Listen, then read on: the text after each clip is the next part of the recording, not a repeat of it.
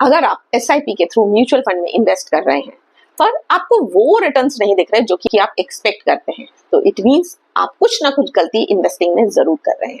Actually हम सबने investing में कहीं ना कहीं किसी ना किसी मोड पे गलतियां की होती है।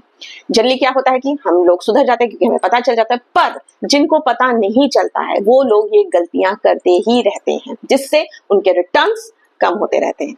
इस वीडियो में मैं आपसे डिस्कस करने वाली हूँ ऐसे 6 मिस्टेक्स जो as a mutual fund investor हम लोग करते हैं, जिससे हमारे रिटर्न्स कम होते हैं। इवन जो नंबर 3 मिस्टेक है, वो मिस्टेक तो आपको कोई भी म्यूचुअल फंड डिस्ट्रीब्यूटर नहीं बताएगा, क्योंकि उससे उसका सबसे बड़ा लॉस है। और आप तो लॉस में है ही, क्योंकि इससे आप कम से कम 16 लाख रुपए लॉस कर रहे हैं। तो इस वीडियो में आगे बढ़ते हैं और जानते हैं ऐसी क्या 6 मिस्टेक्स हैं जो as a mutual fund investors हम कर रहे हैं। सबसे बड़ी गलती या सबसे पहली गलती हम जो करते हैं वो है चेजिंग टॉप परफॉर्मर्स। मतलब ये गलती तो इवन मैं भी करती थी। जनरली क्या होता था कि इनिशियल ईयर ऑफ इन्वेस्टिंग में हमारे पास इवन अभी भी इन्फ्लुएंसर्स के थ्रू एक लिस्ट आती है कि भाई 2025 के टॉप परफॉर्मर्स ये हैं। अब उस लिस्ट को देखकर हम इतने ज्यादा मतलब कि फैसिनेट हो जाते हैं कि हम हर साल एक नया फंड अपने पोर्टफोलियो में ऐड कर लेते हैं और ये सोचते हैं कि भाई ये तो एकदम टॉप परफॉर्मर है और हमारे पोर्टफोलियो में तो इसे होना ही चाहिए। पर एक चीज हम भूल जाते हैं कि हर एक म्यूचुअल फंड का एक साइकिल होता है। जो म्यूचुअल फंड जिसने 2021 या 2022 में बढ़िया रिटर्न दी है, जरूरी नहीं है कि वो म्यूचुअल फंड 2025, 26 या आगे भी उतने ही बढ़िया रिटर्न दे। ऐसी गारंटी कोई नहीं देता है, बट हमें सिंस पता नहीं होता है तो हम टॉप परफॉर्मर्स को इकट्ठा करते रहते हैं। जैसे कि आप देख सकते हैं, क्वांट स्मॉल कैप फंड ने ईयर 2021 में रिटर्न दिए थे करीब करीब 86.26%, जबकि 2022 में ये रिटर्न हुए 9.5% और 2025 में -3%। अब अगर आपने इस म्यूचुअल फंड को as a top performer fund समझ के खरीदा होता 2021 में, तो अब आपको डिसअपॉइंटमेंट होती, क्योंकि आपको वो रिटर्न नहीं दिखा जो कि आप एक्सपेक्ट कर रहे हैं। तो इसलिए जब भी म्यूचुअल फंड लीजिए, उसके कैलेंडर रिटर्न या ट्रेलिंग रिटर्न्स को देखकर हमें कोई भी म्यूचुअल फंड नहीं लेना चाहिए। हमेशा भी नहीं कहूंगी। एक और रिटर्न है जिसको आपको देखना है, वो है रोलिंग रिटर्न्स। रोलिंग रिटर्न्स क्या होता है? वो म्यूचुअल फंड के एवरेज रिटर्न को बताता है कि ये म्यूचुअल फंड एवरेज बेसिस पे कितना नेगेटिव रिटर्न देता है और एवरेज बेसिस पे कितना पॉजिटिव और कितना रिटर्न देता है। तो रोलिंग रिटर्न हमें एग्जैक्ट डेटा बताता है किसी भी म्यूचुअल फंड के रिटर्न्स के बेसिस पे। तो अगर आप म्यूचुअल फंड को सिर्फ कैलेंडर या ट्रेलिंग रिटर्न के बेसिस पे या कि वो टॉप परफॉर्मर है इस बेसिस पे खरीद रहे हैं, तो प्लीज बंद कर दीजिए। म्यूचुअल फंड को लेने से पहले उसके रोलिंग रिटर्न्स को डेफिनेटली देखिए। जो सेकेंड मिस्टेक है, वो मिस्टेक इसलिए हो रही है क्योंकि हम फर्स्ट मिस्टेक कर रहे हैं। जी हाँ, too many funds in our portfolio. इससे क्या होता है? इससे ओवर डाइवर्सिफिकेशन होता है और हम देख रहे हैं कि हम एक ही तरह के स्टॉक्स में थ्रू म्यूचुअल फंड इन्वेस्ट कर रहे हैं, क्योंकि मोस्टली जो लार्ज कैप फंड्स होते हैं, अगर आपने 4-5 ले लिए हैं तो वो मोस्टली इतना पोर्टफोलियो उनका ओवरलैप हो जाता है कि एक ही तरह के स्टॉक्स में इन्वेस्टिंग करते हुए हम नजर आते हैं। वेल एडजस्टेड 5 म्यूचुअल फंड्स ही हमारे लिए सफिशिएंट है। 12, 15 या 20 म्यूचुअल फंड या टॉप परफॉर्मर्स की हर साल हमें जरूरत नहीं है। पोर्टफोलियो ओवरलैप को चेक करने के लिए आप मॉर्निंग स्टार के पोर्टफोलियो ओवरलैप टूल का भी यूज कर सकते हो। अब मैं आपको बताने वाली हूँ थर्ड मिस्टेक, जो कि कम से कम 1% तक का रिटर्न आपका खा रही है। जी हाँ, 1% सुनने में बहुत कम लगता है, बट जब इसको आप लॉन्ग टर्म में देखेंगे तो ये काफी ज्यादा होता है। और इस म्यूचुअल फंड मिस्टेक के बारे में आपको म्यूचुअल फंड डिस्ट्रीब्यूटर नहीं बताएंगे। तो ये है कि if you are buying a regular fund instead of a direct fund, तो आपको नुकसान हो रहा है 1% पर एनम। जैसे कि आप देख सकते हैं कि जो रेगुलर फंड है उसका एक्सपेंस रेशियो होता है समवेयर अराउंड 1.5%। हाउएवर जो कि हमारा डायरेक्ट फंड होता है उसका एक्सपेंस रेशियो होता है 0.5%। अगर आप रेगुलर फंड में इन्वेस्ट कर रहे हैं for a time period of से 20 ईयर्स और आपका एवरेज अगर हम म्यूचुअल फंड का रिटर्न मानते हैं कि करीब करीब 12% होता है, बट सिंस 1% एक्स्ट्रा आपका जा रहा है एज अ एक्सपेंस रेशियो, तो आपका जो कॉर्पस होता है वो आता है somewhere around 80 lakh.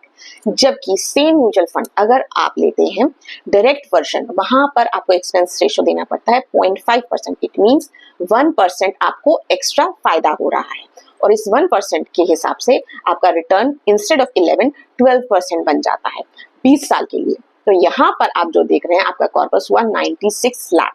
It means there is a difference of 16 lakh rupees. ये डिफरेंस बहुत ज्यादा है अगर आप लॉन्ग टर्म इन्वेस्टर हैं। तो इसीलिए अगर आप रेगुलर फंड्स में इन्वेस्ट करते हैं तो आज ही उस फंड को बंद करिए and switch to direct funds. Direct funds के लिए आप कई पोर्टल्स है जिनका यूज कर सकते हैं, जैसे MF सेंट्रल हो गया, जीरोधा, कॉइन, ये जितने भी पोर्टल्स हैं यहाँ पर आप डायरेक्ट फंड खरीद सकते हैं। चौथी mistake, stopping SIP when market falls. सोचिए अगर आपने 2020 के फॉल में अपने SIP को बंद कर दिया होता तो उसके बाद आने वाले बुल रन को आप एंजॉय नहीं कर पाते, क्योंकि उसके बाद जो हुआ वहां पर इन्वेस्टर्स के पैसे जस्ट डबल हो गए। इसलिए जब मार्केट गिरता है पैनिक में आकर अपने म्यूचुअल फंड SIPs को स्टॉप मत करिए, क्योंकि वो सही समय है जब आपको और पैसा डालना है। अगर आप स्टॉप कर देते हैं इट मीन्स आप जो कॉस्ट एवरेजिंग है उसको खत्म कर रहे हैं, तो आपको सही ऑप्टिमम रिजल्ट कभी नहीं मिलेंगे। तो फॉल अगर करें मार्केट तो आपको SIP को करना है boost rather than stopping. Fifth mistake है excessive exposure in sectoral and thematic fund. तो क्या होता है कि हम कोई न्यूज चैनल पढ़ते हैं या अपने म्यूचुअल फंड डिस्ट्रीब्यूटर से पूछते हैं तो हमें पता चलता है कि भाई ये सेक्टर तो बहुत बढ़िया चल रहा है या ये थीम बहुत फैंटास्टिक चल रहा है, और हम सेक्टर और थीमेटिक फंड खरीदते रहते हैं। बट हमारा जो इन्वेस्टमेंट अमाउंट है वो सेम ही है। जैसे अगर 10,000 रुपए हैं, आप उतना ही इन्वेस्ट कर रहे हैं, तो आपने अगर 2-3 सेक्टोरल फंड्स ले लिए तो क्या हुआ, आपने अपना इन्वेस्टमेंट अमाउंट जो डाइवर्सिफाइड फंड है उससे कम कर दिया और सेक्टोरल फंड में बढ़ा दिया। पर हर सेक्टर का एक साइकिल होता है, वो उसी साइकिल में ही बढ़ता है, उसके बाद वो लॉन्ग कंसोलिडेशन फेज में चला जाता है। तो जो आपने पैसे को सेक्टोरल फंड में डाइवर्ट किया, इससे क्या हुआ, जो आपका कंपाउंडिंग आपके डाइवर्सिफाइड फंड के अंदर हो रहा था वो बंद हो गया, और सेक्टोरल फंड जब स्टेग्नेशन में चला गया इट मींस चला गया।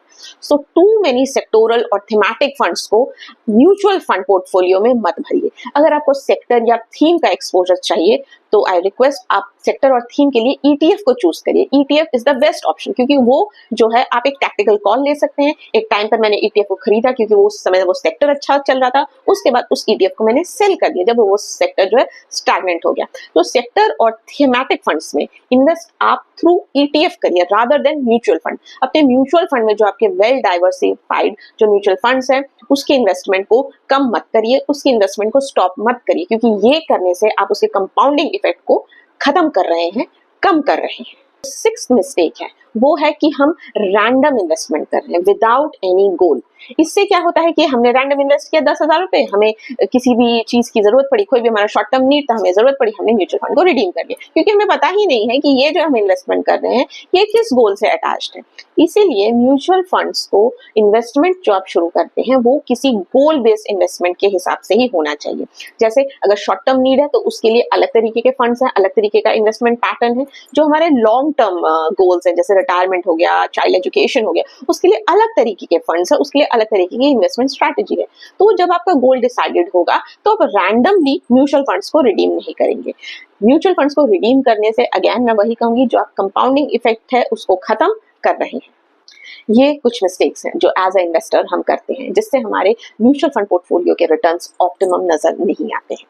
मैंने एक पोर्टफोलियो चेकलिस्ट बनाया है, अगर आप वो चाहते हैं तो मुझे कमेंट में पोर्टफोलियो जरूर लिख कर भेजिए, तो मैं आपको वो चेकलिस्ट भेजूंगी और उसके बेसिस पे आप अपने करंट पोर्टफोलियो को एनालाइज कर सकते हैं। अगर आपको मेरा वीडियो पसंद आया तो प्लीज मेरे चैनल को सब्सक्राइब करिए, लाइक करिए और अपने फ्रेंड्स के साथ शेयर करिए और उनके 16 लाख रुपए बचाइए। मिलती हूँ आपसे नेक्स्ट वीडियो में किसी नई इन्फॉर्मेशन के साथ। Till then, bye.